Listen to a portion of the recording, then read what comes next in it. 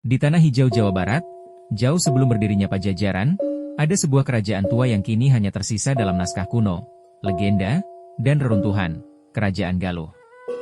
Kerajaan ini lahir pada abad ke-7 Masehi. Namanya berasal dari kata Galuh, yang berarti permata, simbol kejayaan, martabat, dan cahaya bagi rakyat Sunda. Hari ini, kita akan membuka kembali lembaran waktu, menelusuri jejak kerajaan yang telah lama hilang, namun masih hidup dalam ingatan sejarah Nusantara. Tahun 612 Masehi, seorang bangsawan bernama Wetikandayun memutuskan memisahkan wilayah timur Tatar Sunda dari kekuasaan Tarumanagara. Ia memindahkan pusat kekuasaan ke daerah yang kini dikenal dekat Karangkamulian, Ciamis, wilayah subur dengan sungai, hutan, dan gunung sebagai perlindungan alami. Dengan dukungan para bangsawan lokal dan aliansi politik, Galuh akhirnya berdiri sebagai kerajaan merdeka. Disinilah sejarah dimulai. Kerajaan baru lahir, membawa harapan bagi rakyatnya. Kerajaan Galuh dikenal sebagai kerajaan agraris. Sungai Citandui menjadi nadi kehidupan rakyat. Mereka menanam padi, beternak, berburu, serta berdagang dengan kerajaan lain di Nusantara.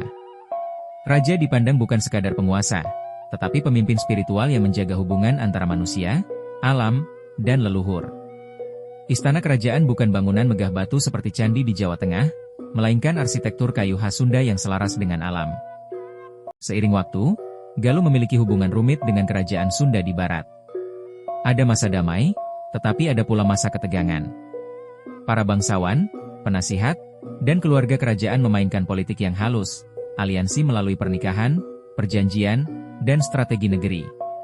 Puncaknya terjadi ketika keturunan Galuh dan Sunda dipersatukan melalui perkawinan bangsawan, dan lahirlah era baru. Pada akhirnya, kerajaan ini perlahan bergabung ke dalam struktur pemerintahan yang lebih luas yang kelak dikenal sebagai Kerajaan Sunda Galuh. Di masa Sri Baduga Maharaja, Prabu Siliwangi, identitas Galuh melebur, tetapi warisannya tetap hidup. Abad ke-16 membawa perubahan besar di Nusantara. Kesultanan Islam muncul di pesisir utara Jawa Barat dan Banten mulai berkembang. Sementara itu, kekuatan Pajajaran melemah akibat tekanan politik, ekonomi, dan peperangan. Identitas Galuh tak lagi berdiri sebagai kerajaan terpisah, tetapi berubah menjadi wilayah administrasi dalam pemerintahan baru. Istana runtuh, darah bangsawan terakhir menghilang, namun nama Galuh tak pernah benar-benar mati. Hari ini, jejak Galuh bisa ditemukan di Astana Gede Kawali, di relief batu, prasasti, nama tempat, cerita rakyat, dan tradisi Sunda. Banyak sejarawan percaya bahwa Galuh bukan hanya kerajaan, tetapi fondasi peradaban Sunda yang membentuk identitas budaya Jawa Barat. Walaupun waktu telah menghapus istananya, sejarah menyimpan ingatannya. Dan kini, kita menjadi saksi bahwa Galuh bukan sekadar legenda. Ia pernah hidup, pernah berjaya, dan kini kembali dikenang. Terima kasih karena telah menyusuri jejak waktu bersama kami. Zaman Ngopi. Jika sejarah ini membuatmu penasaran, tinggalkan komentar, subscribe, dan sampai jumpa di kisah Nusantara berikutnya.